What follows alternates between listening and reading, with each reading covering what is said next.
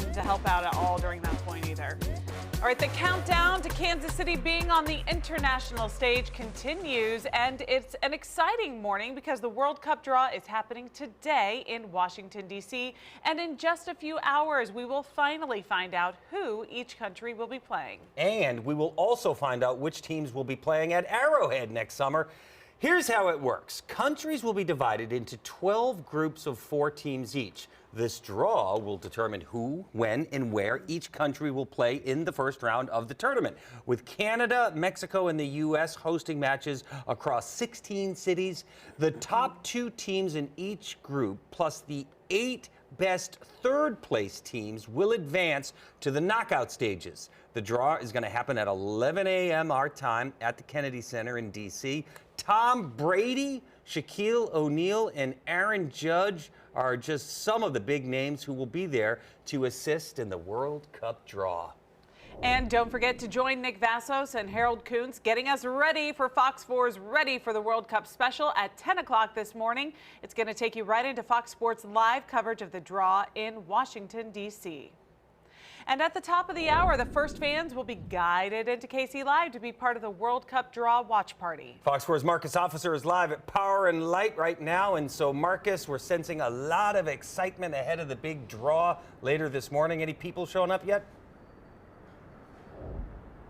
We can see a lot of activity down on the street right now. We are at 2 Light looking upon downtown Kansas City and KC Live, where the draw watch party is going to be coming up at 10 a.m. Eli and I will be down there as well with Harold and Nick to be part of the festivities for fans that are excited to know which teams are going to be playing each other, at least grouped together. But more importantly, when the news comes of where these teams are going to be playing, that is really what the excitement stems from, because for Kansas City in particular, knowing which countries and their fan bases will be traveling to the Metro in the summer of 2026 will really help them prepare for what's to come, but also for fans to get their tickets and to learn more about the cities to which they'll be traveling. And for Kansas City, this has been almost 10 years in the making, and over these next couple of days, we will have a much better picture of what the summer of 2026 will look like. But in terms of the fan watch party, the fan experience today, there's going to be bars and restaurants opening at 9 a.m. At the same time, fans will be guided into the KC Live area.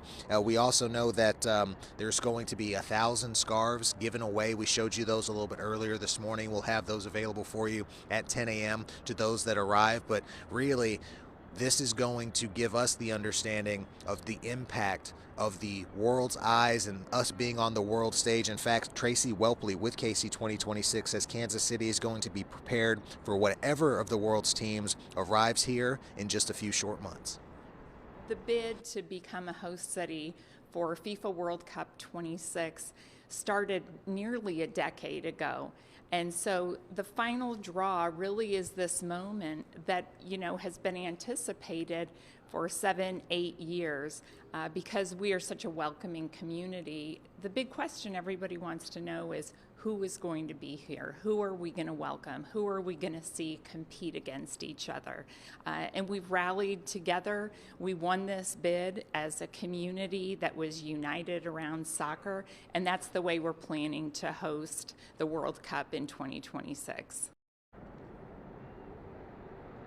And as we heard earlier from Power and Light President John Monca, the Google searches of Kansas City will begin to ramp up today as well, and the financial impact that's going to have on the city, the businesses, the hotels, the restaurants, everyone who's going to be a destination for those 650,000 visitors in the summer, well, they're about to be found out across the world today. So the very, very exciting day. We're going to have much more of it coming up after our Red Friday show, but 10 a.m., Fox 4, WDAF Plus, it's going down. I'm yelling timber, and that's all the Kesha I know. And I think I should be done before I finish that song and start dancing. So we'll send it back to you in the studio. All right. I mean, I don't know. Maybe as it gets closer to the actual party, we could keep it going a little bit. Thanks, right. Marcus. We are in down.